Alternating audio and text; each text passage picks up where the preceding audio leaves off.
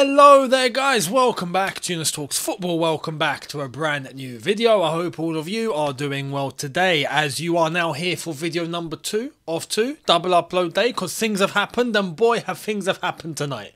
Have things happened tonight. I've had a pretty good end to the international break, I'm not going to lie. Today I think is the last day of internationals, right? I don't think there's going to be any games post tomorrow at all, so that's that. We can start thinking about the Premier League coming back this weekend. Thankfully. But I'm going to get into it, all of it, because we're going to start off with what happened tonight. We have to. But before we do, I want to remind you guys, in order to catch all the content on here, make sure that you are hitting that subscribe button, hitting that notification bell to be notified once I've uploaded. And don't forget to smash a like if you do enjoy this. Check out the socials. They are on screen for you to go ahead and follow. And links are in the description as well to go over there, click, and it will take you right there. So, much appreciated. Have a look and enjoy. Let's get cracking. Let's get cracking, because England beat Scotland tonight, right? And not just that, by the way, Chelsea fans, Nicholas Jackson, just to report, is heading back to London. No injuries, everything's all good. Why have I said that? Because Algeria beat Senegal tonight, just saying. You know, routine win in Senegal. But Jackson, you know what? Just to report, because I know we're looking at strikers and thinking, oh my God, they can't score. Nicholas Jackson had, I think, about 3 or 4 good chances today. Didn't put them away, but didn't put them away. They were all on target. It was the goalkeeper that actually done a tremendous job. I wasn't aware of who this goalkeeper was. He's new, he's fresh on the block, but he looks pretty good. So, you know what? Just to let you know, Nicholas Jackson did have chances. He did play well, just couldn't score. But let's hope that's not the situation at Chelsea Football Club when he decides to come back, starting on the weekend against Bournemouth. Fingers crossed he starts banging in goals. But England winning 3-1 tonight, and I don't understand, man. I don't understand. We've already spoken about Southgate and his decisions and certain players, and he does it again. Today, he didn't start Maguire and he didn't start Henderson. And I thought, whoa, maybe he's listening. So what does he do when England are 2-0 up at half-time? He decides to take MAGUIRE off. And he brings on, not Levi Colwill, nah. Forget that England are 2-0 up. Not Levi Colwill, no. Not Fikayo Tomori, no. He brings on Harry bloody Maguire. And what does he do? You couldn't write it. You could not write this. You can't write this. Check this out. Harry Maguire comes on for England. 20 minutes later, he scores an own goal. He actually scored an own goal. So the ball came in from the right-hand side. He decided to lean in for it. And it sent the goalkeeper in the wrong direction, and it's trickled into the net. Now, you know what? I actually feel bad for him. There's a reason why I'm mentioning Harry Maguire, because in this scenario now, I am genuinely feeling bad for him now. Like, Harry Maguire needs to just call it a day. For his own sake, end the career. Just stop now. Or, you know what? Humbly move on to somewhere where there's a better level. But Southgate having to just, Maguire has to play, no matter what. There you go, yeah. And then this happens. Well done, look what you did. I'm not even blaming Harry Maguire. I'm blaming Gareth Southgate. This is on you. You did this to him. There was no reason for him to play. Why is he playing? Why does he have to play? Why does he have to show up? Why? What's the point? Oh, man. Southgate gets on my nerves, man. He gets on my nerves. It's unbelievable that we have to comprehend now that the FA somehow can't come to their own flipping minds and realise that this guy needs to go. Like, how have they not come to this conclusion? I don't understand. Anyway, that's England. That's Maguire. We'll leave that now because, yeah, poor Maguire scoring own goals and Southgate. His decision is what's costing him. Let me know your thoughts down below on that own goal and Gareth Southgate just being, I don't know, at this point, a clown. Let's move to Chelsea news. So, this is weird. I'm going to try and keep a balanced view here, a balanced head. I'm going to try and really analyse and really understand the situation. I don't want to jump to conclusions, but I have to ask questions, right? Let's look at the latest in regards to a couple of players at Chelsea. Here it is. Hearing quiet rumours stating that Cucurella and Ian Maatsen could also be excluded from the Chelsea squad for upcoming fixtures. Ian didn't accept a move to Burnley and Cucurella was difficult to move on.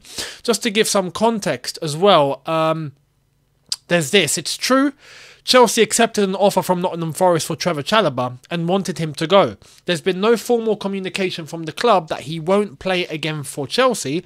Sources confirm Chalobah expects to leave in January. So this is the situation with 3 players at the moment. Cucurella, Ian Maatsen and Chalobah. Like I said earlier on, with a Chalobah, I can understand it. To an extent. Because we have options and we brought in options in order to compensate for the centre-back role. We are now overstaffed in that position, right? Rightfully so. So if you're looking at someone that's going to have to leave, like I've said, pure profit, it would make financial sense for Chelsea to move Chalobah on.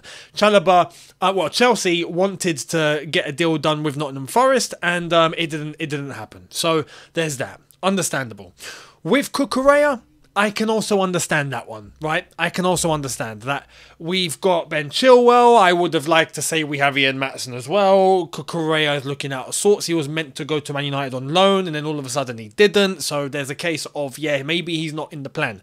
I can understand that and I think many people wouldn't disagree with that because it's not exactly been working as we thought it would with Cucurella.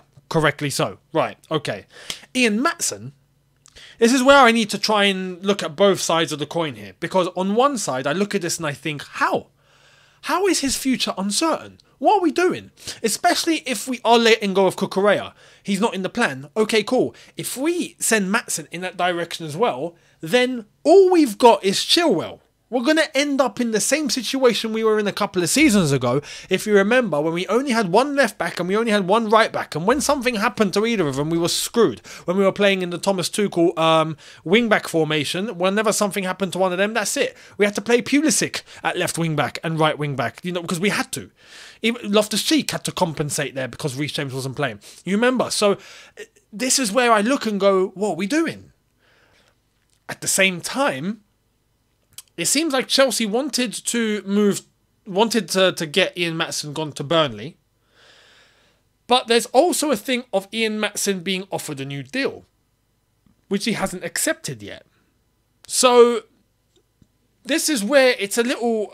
it's hard to determine where is this going to head. Now, my own personal opinion, I think for Ian Maatsen, it's pretty straightforward. He has shown quite a lot in pre-season that He's a good player. He showed on loan at Burnley that he was looking really, really good. But he's not played. He's not played. So I'm thinking, this is weird. What is going on? I want to give the benefit of the doubt to both sides here, to be honest, because I think we can do more with Ian Maatsen, but at the same time, I also want to know if he's not signing a new deal and why is he not signing a new deal. And if that's the case, then you can understand why Chelsea may be a bit hesitant in including him in the plan. If not long from now, he could be out the door. But if he would have been out the door, he would have accepted the move to Burnley, wouldn't he? Surely. So this is where I'm thinking, I don't quite know where this is going. Let me know your thoughts down below. Let me know your thoughts because I think it would be a mistake to let Ian Maatsen go. A big mistake. But it's also down on the player. And if there is a contract on the table, well, mate, sign. Sign. Or negotiate. But if you negotiate, we will be hearing that there's negotiations going on. The fan base would understand. So, yeah, let's see what's going to happen there. Let's see what's going to happen. But I think it would be mad to let go of Cucurella and then let go of Maatsen along with him and only have Chilwell left. I mean, that would be pretty insane. That would be ridiculous. You know, it's not like the whole Chalobah situation where we've got central defenders. This is different. We haven't got anyone else. So it is actually quite remarkable. And even in terms of using Ian Maatsen, if he's not a left back, okay, cool. What is he, a left winger? Not a problem. Well, play him. We're in need of a left winger right now, aren't we? Clearly, because Chilwell seems to be playing there. He doesn't need to play there. Put Chilwell back in his position and stick Ian Maatsen at left wing and let's see what happens if Mudryk is not up to it, who, by the way, because we got to give credit where credit's due, played against Italy tonight and apparently done very well. I've not seen it for myself, but that's what I've heard. Apparently he played really well. So just to give you guys that, fingers crossed he keeps it up if he did. But if we haven't got a left winger who's on form, well, Ian Maatsen. So Do you see where it makes sense to keep the player? Let's see what happens. Let's see what happens. Let me know your thoughts down below in regards to all of this. Now, I spoke about JT the other day. Was it yesterday? Or the day before? I think it was yesterday. No, it was yesterday. Where I mentioned that there was news from Matt Law, who in that video yesterday, I did say, whoa, it's come from Matt Law. This is reliable, guys. What's going on? Why is JT doing this? Turns out we all got done by Matt Law. Because JT, who yesterday was rumoured and was put out by Matt Law in his article as having charged fans £100 for an autograph, £500 for a dinner, and all of that, it wasn't the case. It wasn't the case. So what John Terry's doing right now is going on tour on behalf of his own foundation, the JT26 Foundation. It's his own charitable foundation that he set up years ago while still a player, and he's running that now basically full-time because he's retired, and going about doing all sorts of things in terms of different charities and various causes for his foundation, and he had to clarify with a statement. He had to come out today in a video, and I can't really play that because it's JT's material, so fair play to him, but he put out a video on his socials which you can go and watch. It's 2 minutes long, basically saying that those charges that were put out were not even directly from him. They were part of the organisation that he was at, and that money that was generated by fans and by people that paid that money, 100% of the proceeds went to charity. It was all for charity. So, yeah, JT has come out with, because he's rightfully so said with his own lips, you know, I'm fed up of the press making up these sort of things about me, and I've had enough. And fair play, fair play.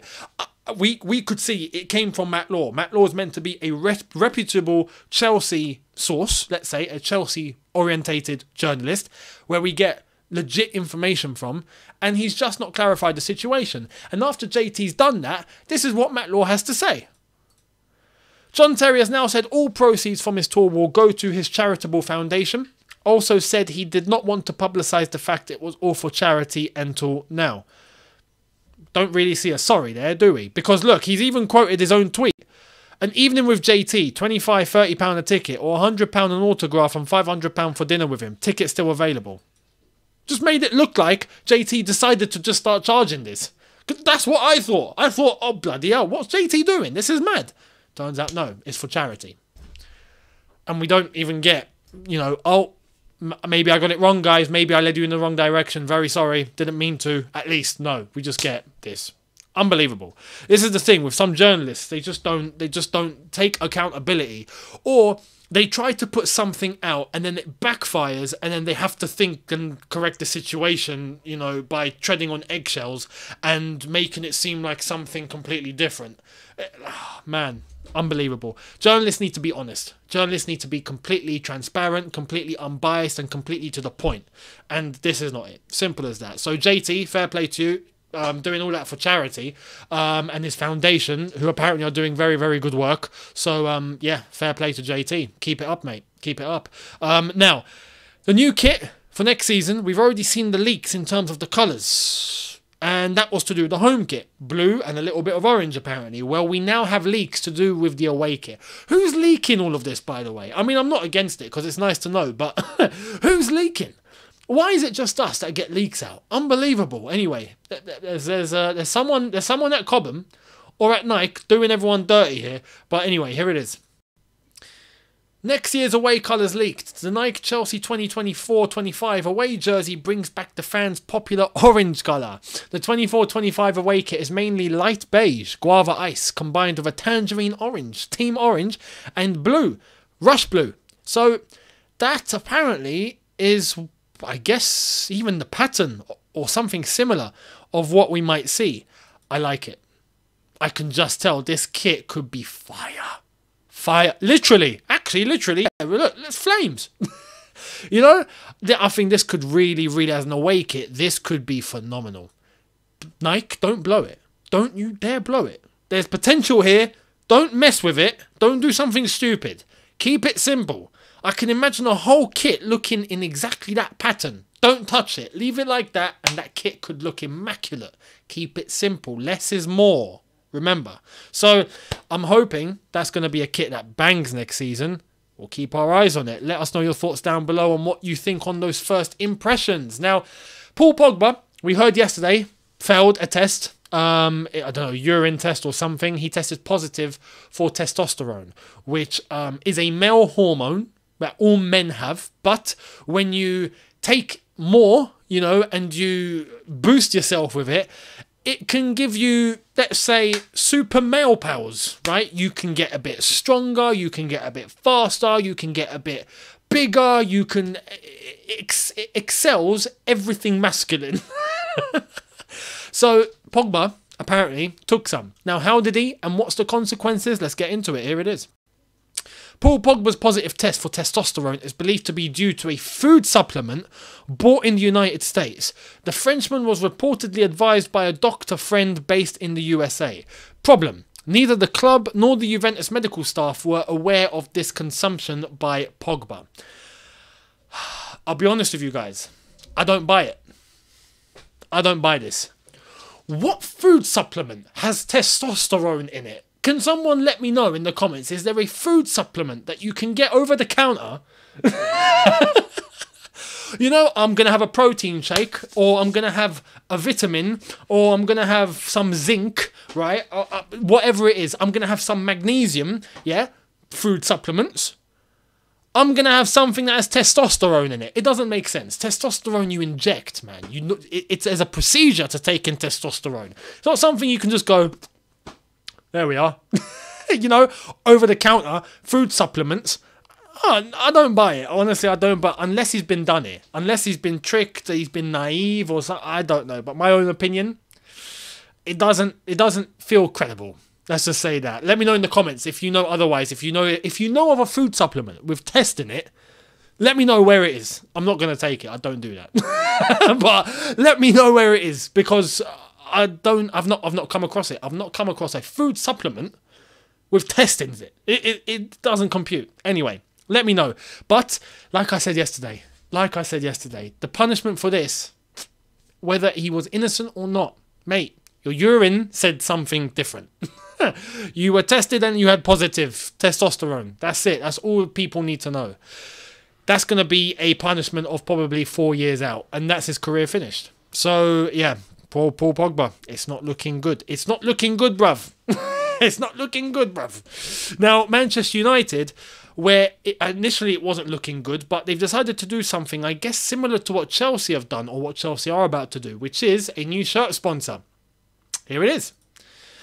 Official, Manchester United confirms Snapdragon as their new front of shirt sponsor for 24-25. Snapdragon is a brand of Qualcomm technologies. Snapdragon will feature on the home, away and third kits of the men's and women's teams. Now, just to give you context, Snapdragon is a brand of Qualcomm technologies. Qualcomm technologies already work with Manchester United. So, I don't think it's been very hard to get this sponsor done. But, it seems like this is just for 1 year. Which now brings us back to the whole thing of, are the Glazers selling? Mark Goldbridge put this perfectly earlier on. I heard him and I was like, he's got a point. I think it's only right that we actually say the same. If this was a multi-year deal, then I think the Glazers are definitely staying. This is for 1 year. It could still mean that the Glazers sell. It could, because it's just a 1 year deal. There's a front and shirt sponsor, cool. Whoever comes in after can get a new sponsor done for next season. Not a problem. But for this season... yeah, Snapdragon are on there, 1 year deal. So what's going to happen? It seems like it's all still up in the air. We still haven't got that conclusion. Are Man United going to be sold or not? To be continued. We will see in the next episode of, I would say, EastEnders. What's set in Manny? Coronation Street, isn't it? Coronation Street is set in Manchester. Am I correct? Next episode on Corrie. We will find out what happens to Manchester United. Anyway, thank you all so much for watching. Let me know your thoughts down below in the comment section below.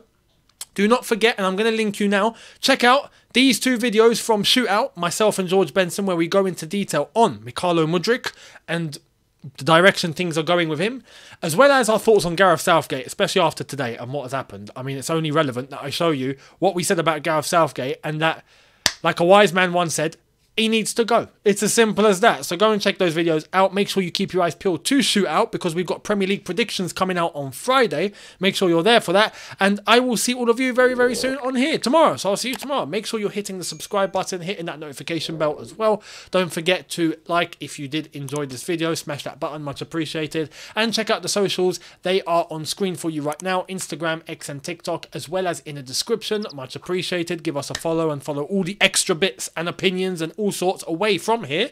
Thank you all so much. And I will see all of you tomorrow, where we see what happens and we start gearing up for the Premier League return. Thank goodness the international break is over. Not for long, because I think the next international break is in October. So, well, November, I think. Well, anyway, it's not that far away. So we'll enjoy this time. Hopefully we'll pick up some wins and we'll gear all the way to the Premier League weekend from tomorrow onwards until the weekend hits us. So make sure you're here for all the content. Much appreciated. And I will see all of you then. Thank you so much for watching. See you tomorrow, people. Have a good one. Take care and peace.